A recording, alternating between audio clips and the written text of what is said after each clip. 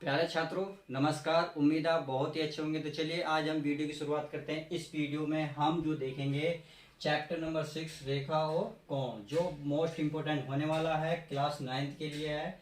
इसमें हमने पार्ट 1 बना दिया है। पार्ट 1 और यदि आपने नहीं देखा तो प्लीज़ पार्ट 1 देख लीजिएगा।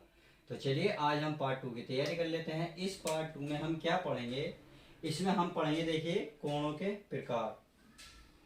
कितने प्रकार के होते हैं इनके बारे में डिटेल पढ़ेंगे, तथा आसन कोण क्या होता है उसे पढ़ेंगे, पूरक कोण, संपूरक कोण तथा शीर्षाभिमुख कोण, और लास्ट में पढ़ेंगे हम रेखिक एवं कोण किसे कहते हैं। तो उम्मीद है आपको सब चीज क्लियर हो जाएंगी। तो चलिए वीडियो के लास्ट तक बने रहेंगे। देखिए पहला ये करा है कोणों के प्रकार। ये कई प्रकार के होते हैं दोस्तों। एंगल जो होते हैं कई प्रकार के होते हैं, जैसे न्यून कोण, समकोण, अधिक कोण, ऋजु या सरल कोण। अर्थात इसके दो नाम होते हैं, ऋजु कोण कह सकते हो या सरल कोण कह सकते हो। ज्यादातर आपको किताब में जो ऋजु कोण लिखा मिलेगा, सरल कोण बहुत कम मिलेगा। मैंने दोनों ही लिख दिए हैं। एक होता है वृत्त या प्रतिवर्ती कोण, एक होता है कोण कोण। अब इनको डिटेल में समझने के लिए मैं आपको एक डायग्राम तैयार करूंगा। चारों चित्र मतलब जितने भी हैं ये एक में ही कवर हो जाएंगे। देखिए न्यून कोण क्या होता है। न्यून कोण वो होता है जैसे अगर मान लेते कोई कोण ऐसे इस तरीके का हो, ये जो बनता है 90 डिग्री का बनता है इस तरीके से। अगर ये कोण जो 90 डिग्री, अगर इससे छोटा जो कोण बनेगा बिंदु ए और ये मान लो बी, तो इन दोनों के बीच जो भी कोण बनेगा वो न्यून कोण कहलाएगा। अब वो कोण ऐसे भी हो सकता है, मान लो 30 डिग्री का भी हो सकता है, वो 60 का भी हो सकता है, वो 70 का भी हो सकता है, वो 80 का भी हो सकता है। आप उम्मीद है समझ गए होंगे। देखिए न्यून कोण जो 90 से छोटा हो तथा 0 से बड़ा हो, वो सारे एंगल जो कहलाएंगे आपके क्या कहलाएंगे, न्यून कोण कहलाएंगे। तो चलिए क्लियर हुआ। अब सेकंड कोण समकोण। समकोण मैंने बताया था इस तरीके से जो बनता है ये कहलाता है आपका समकोण। इसे दिखाते हैं 90 डिग्री। इसमें एक सीधी रेखा होती है, एक लंबवत रेखा होती है। जब एक दूसरे को प्रतिच्छेद किसी बिंदु पर करती हैं, उनके द्वारा जो कोण बनता है वो आपका 90 डिग्री, वही कहलाता है समकोण। ये कहलाता है सीधी। मैंने अब आपको 2 पॉइंट बताए। नंबर 1 न्यून कोण जो 90 से छोटा होता है, इसके बीच में जितने भी एंगल बनेंगे, कितने बनेंगे, जितने भी बनेंगे 1 से लेकर 89 तक जितने भी बनेंगे वो आपके न्यून कोण कहलाएंगे। और जो 90 आ गया, 90 वाला समकोण कहलाएगा। अब तीसरा क्या कहता है, अधिक कोण। अधिक कोण क्या होता है दोस्तों, ये होता है जैसे एक सीधी रेखा है, तो 90 के पार जब इधर शुरू बनने शुरू हो जाएंगे तो ये कहलाएंगे आपके अधिक कोण। स्टार्टिंग यहीं से होगी तो इसे गिनेंगे, जैसे ये इस तरीके से। ये मान लेते हैं ये कोण 10 का है, तो 90 और 10 कितने हो गए दोस्तों, 100। तो किससे हो गया, 90 से ज्यादा हो गया। जो 90 से ज्यादा होगा उसी को कहते हैं अधिक कोण। अब 90 से ज्यादा 91, 92 अर्थात कहां तक पहुंच सकते हैं हम, लास्ट तक। लास्ट में कहते हैं ये सीधी रेखा होती है 180 की। तो 180 से क्या होने चाहिए, ये छोटे होने चाहिए। 90 से क्या होने चाहिए, ज्यादा। अर्थात इसके बीच जितने भी एंगल बनेंगे, एंगल हमारे इधर से ही नपेंगे। आप इसे अगर मैं कहने लगा 90 से, ये वाली भुजा मान लो 30 है, तो 90 थी और 30 कितने हो गई, ये वाली पूरी 120। भाई 90 प्लस 30 कितनी हो गई, 120। तो ये आपकी जो एंगल तैयार हुआ कितना, 90 से ज्यादा का, तो ये कहलाएगा आपका अधिक कोण। आई होप आपको क्लियर हो गया होगा। तो चलिए हम नेक्स्ट देख लेते हैं। नेक्स्ट हमारा क्या कह रहा है। अगला है ऋजु या सरल कोण। ये क्या होता है, देखिए एक सीधी रेखा, ये आपके बिंदु ए स्टार्टिंग है, ये आपका बी, तो इसके किसी पॉइंट पर एक और बना कोण 180 का डिग्री, उसी कहा जाता है ऋजु या सरल कोण। अब आपका जरूरी नहीं है ये एंगल आपका ऊपर ही बने, ये एंगल आपका नीचे भी बन सकता है।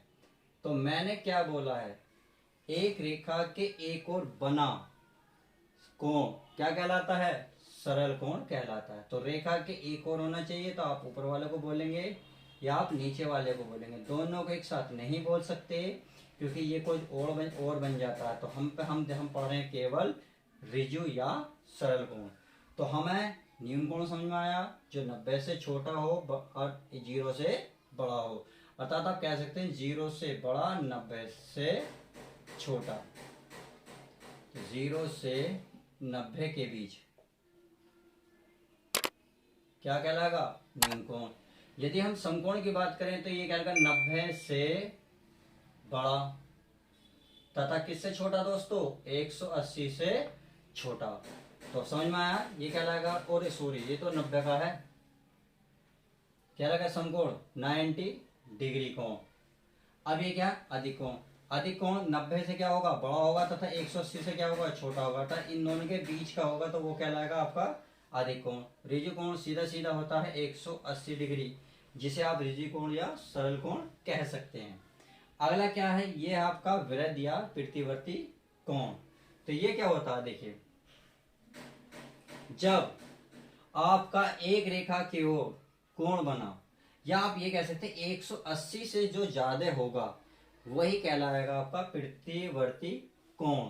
अर्थात आपने देखा एक रेखा पर कितना कोण बनता है, 180। यदि हमें इस पॉइंट से, यदि मैं इसको ऐसे मोड़ूं तो आपको ये एंगल देखो, यहाँ तक 180 था, अब यहाँ भी बढ़ गया, तो यहाँ मान लो 20 है, तो 180 और 20 कितना हो गया दोस्तों, 200।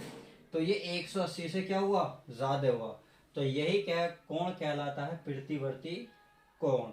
सिंपल सा है बिल्कुल, कोई नहीं, कोई पॉइंट है मान ले दीजिए सीधा इस पॉइंट से, तो आप यहाँ तक तो 180 होगा, 180 से आप ऐसे भी जा सकते हैं। तो इस तरीके से जो कोण बनेगा, भाई यहाँ से यहाँ तक तो था आपका 180 और ये कोण बन गया 90, तो टोटल जुड़ेगा ये सारा कोण, कितना कहलाएगा दोस्तों, 180 90 270। तो 270 जो कोण बनेगा आपका प्रतिवर्ती कोण कहलाएगा।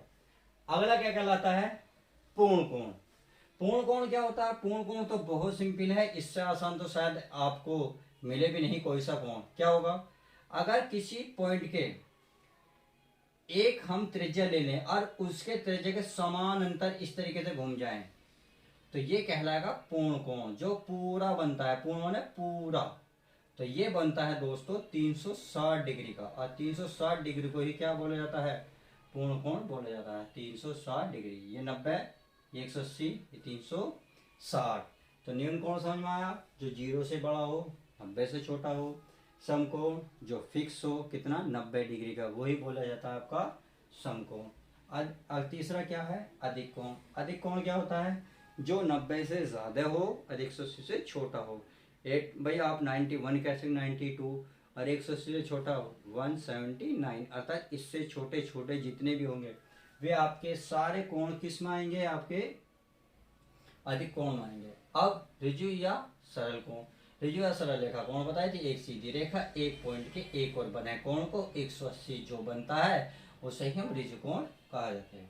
अगला वृत्त या प्रतिवर्ती कोण, जो 180 से ज्यादा हो और 380 से छोटा हो, उसी को बोला जाता है वृत्त या प्रतिवर्ती कोण। अब पूर्ण कोण तो आप जानते हैं, जो पूरा यानी कि पूरा सर्कल, उस सर्कल की टोटल ही फ्रीक्वेंसी जो कहलाती है वे कहलाती है 360 डिग्री की जो बनती है उसे कहते हैं पूर्ण कोण। आई होप आपको कोण तो समझ में आ गए। तो चलिए अब आगे देख लेते हैं, ये कहलाता है आसन कोण। अब आसन कोण क्या होता है इसको पढ़ लेते हैं बड़े ध्यान से। ये बोला है दो कोण आसन कोण कहलाते हैं, दो कोण आसन कोण कहलाते हैं यदि उनमें से एक उभयनिष्ठ शीर्ष हो। क्या बोला, एक उभयनिष्ठ शीर्ष, यहाँ बहुत ध्यान से देने वाले बात है दोस्तों, उभयनिष्ठ शीर्ष हो, एक उभयनिष्ठ भुजा हो। तो बहुत ही सिंपल है, दो आसन कोण कब कहलाएंगे, जब उनमें एक उभयनिष्ठ शीर्ष हो तथा एक उभयनिष्ठ भुजा हो। दो चीज इंपॉर्टेंट है। अब मैं एक चित्र के माध्यम से आपको बताता हूँ। जैसे मान लेते कि एक पॉइंट है, इस पे हमें क्या बनाने, दो एंगल बनाने हैं। एक रेखा ये बन गई, एक आपकी रेखा ये बन गई, और एक आपकी रेखा ये बन गई। तो दो एंगल मान लेते हैं, एक मेरा कोण थीटा बन गया, एक हमारा फाई बन गया। तो दो कोण बने। अब यही करा, दो कोण आसन कोण कब कहलाएंगे, यदि उनमें से एक उभयनिष्ठ शीर्ष हो। भाई मैं अगर नाम दे दूं ए बी और ये सी, और इसका नाम दे दूं ओ, तो आप देखिए उभयनिष्ठ शीर्ष, दोनों एंगलों के जो शीर्ष है दोनों का एंगल क्या है भाई, हमारा एक कोण है थीटा, एक कोण है फाई, इन दोनों का जो शीर्ष है किस पे, बिंदु ओ पर है। वो यही तो करा उभयनिष्ठ शीर्ष, फाई का भी ओ है, थीटा का भी क्या फाई, तो दोनों का ही जो उभयनिष्ठ बिंदु है कौन सा है, ओ, पहली कंडीशन। दूसरी कंडीशन क्या है दोस्तों, एक उभयनिष्ठ भुजा। अब आप ध्यान से देखेंगे, देखो अगर मैं इसका नाम ले लूंगा ए ओ बी, तो हमने एक त्रिभुज गिना, अर्थात एक एंगल कौन सा बना, ए ओ बी। अगला सी ओ बी, तो मैं क्या बोल रहा हूं, मैं बोल रहा हूं ए ओ बी तथा सी ओ बी, सी ओ बी। तो इसमें देख रहे हो ओ बी जो है, ओ बी क्या है आपकी, एक सीधी क्या है दोस्तों, ये भुजाई तो है, भुजाई तो निकल गई, ये ए O B C O B. तो हमने देखा एक भुजा उभयनिष्ठ है तथा इन दोनों कोणों का एक क्या है, शीर्ष भी उभयनिष्ठ है। जब दो कोणों के बीच में एक हमके भुजा कॉमन मिले तथा एक क्या मिले दोस्तों, एक हमारा शीर्ष मिले, तो दो जो कोण बनेंगे वही कहलाएंगे दोस्तों आसन कोण। आई होप आपको ये क्लियर हो गया होगा। तो चलिए नेक्स्ट देख लेते हैं। ये कह रहा है पूरक कोण। अब पूरक कोण क्या होते हैं, देखिए जब दो कोणों का योग 90 डिग्री हो, क्या हो दोस्तों, 90 डिग्री। जी हाँ, आपने बिल्कुल सही सुना। अब मैं इसे बता देता हूं कैसे कैसे। देखिए भाई, आपको पता है ये इस तरीके 90 डिग्री है। अब इसके बीच में यदि मैं दो एंगल बना दूं, एक ये रहा, चलिए बन गया। यदि मैं ये कोण कह दोस्तों, ये आपका 60 डिग्री है और ये आपका 30 डिग्री है। कितना है, एक 60 है, एक 30 है। तो कह रहा जब दो कोणों का योग, योग माने जोड़ना, हम इसको जोड़ेंगे 60 डिग्री प्लस 30 डिग्री, कितना हो गया दोस्तों, 90 डिग्री। जो जो कोण बने यही कहलाते हैं दोस्तों पूरक कोण। तो क्योंकि दोनों कोणों का योग 180 हुआ, इसका नाम आप दे दो ए ओ बी 80। तो आपका पहला कोण ए ओ बी, कोण A O B plus B O C, कोण बी ओ सी। अब देखिए जो जहां एंगल बनता है, एंगल बना बिंदु ओ पर, बिंदु ओ पर, तो वो पॉइंट हमारा बीच में लिखा जाता है। आप ये नहीं पढ़ सकते सी ओ ए, पढ़ सकते हैं क्योंकि एंगल, आप ये नहीं पढ़ सकते ओ बी या सी, इसका एक क्रम होता है, इसे हमेशा आप बीच में लेंगे। तो आपने देखा ए ओ बी कितना है 60 डिग्री। अगला कितना है बी ओ सी दोस्तों कितना है 30। 60 और 30 कितने हो गए 90। तो यही दोनों क्या बोले जाएंगे पूरक कोण। आई होप, उम्मीद है चलिए समझ में आ गया। अगला कह रहा समपूरक कोण। समपूरक कोण दोस्तों होता क्या है, ये होता है जब दो कोणों का योग 180 डिग्री हो। कितना हो दोस्तों 180। तो बहुत सिंपल है, इसमें कितना था हमारा 90 डिग्री था। तो पूरक कोण, जब दो कोणों का योग 180 हो जाएगा तो क्या बोला जाएगा, हमारा 180 कोण को बोला जाएगा समपूरक कोण। उम्मीद है दोनों क्लियर। बस आपको ध्यान देना कोण दो होने चाहिए, ना कि 3 ना 4, मतलब इतने एक्स्ट्रा ना हो, हमें केवल दो कोणों का योग पता हो। जो ये जो 90 डिग्री का कोण बनाएगा दोनों का योग, दो का योग, तो पूरा कोण कहलाएगा। यदि वे दो होंगे और कितने बन गए 180, तो वो कहलाएंगे आपके क्या समपूरक कोण। तो चलिए अब नेक्स्ट चल देते हैं। आगे करा शीर्षाभिमुख कोण। ये बता जब दो रेखाएं एक दूसरे को किसी बिंदु पर काटती हैं, क्या एक दूसरे को किसी बिंदु पर काटते हैं। तो चलिए काट लेते हैं। कोई रेखा है, अरे मान लेते हैं कोई पॉइंट है, इसको कह देते हैं, और ये किसी रेखा, ये इस पॉइंट को काट के जा रही है, सही है।